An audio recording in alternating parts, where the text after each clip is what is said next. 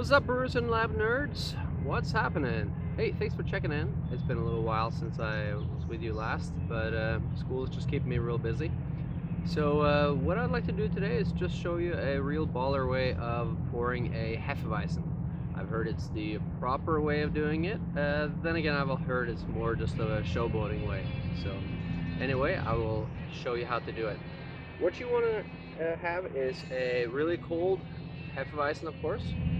We call it Hefeweizen here in the US. I think it's more of an American version, or what they call Hefeweizen here, where it's called weissbier in Germany. I could be wrong on that. Hefe means yeast, Weizen is the wheat part, so they're 50% wheat, 50% barley. But the yeast is really important, as you will see when I get to the pouring part of it. Then you want a proper weiss glass, so one that's tall like this that can support all the foam. Hefeweizens are carbonated really high, so in CO2 volumes of CO2, it's between 3 and 5, I believe, volumes of CO2. So since it is so carbonated, you want to make sure you have a cold beer when you start pouring, and also make sure your beer glass is clean.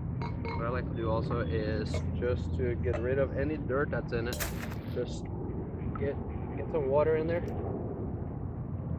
Get all that out of there. Make sure your glass is cold as well. Then, so Hefeweizen has a lot of yeast in it, and it's supposed to be a cloudy beer. If it's clear, then it's been sitting on the shelf too long, and the yeast has flocculated out and fallen to the bottom. So we want to get it back in suspension. Some people will roll it on the table for a while, and then this is another way of doing it. So I'll show you here. We gotta open it up. Put the glass over the top, let that airplane fly by. And I'm going to invert the entire thing and put it on about a 45-degree angle and slowly pull the bottle out of it, just keeping it a short distance above the beer level. When you get towards the end, you stop. And then the yeast that's been collected on the bottom here, hopefully it got slushed back into suspension now because of the air hitting from the top to the bottom because we poured it so hard. But what we do is we just stir it into suspension. I've been traveling to the park, so this beer was not as cold as I'd like it to be, so I'm going to cheat a bit. Get rid of some of that.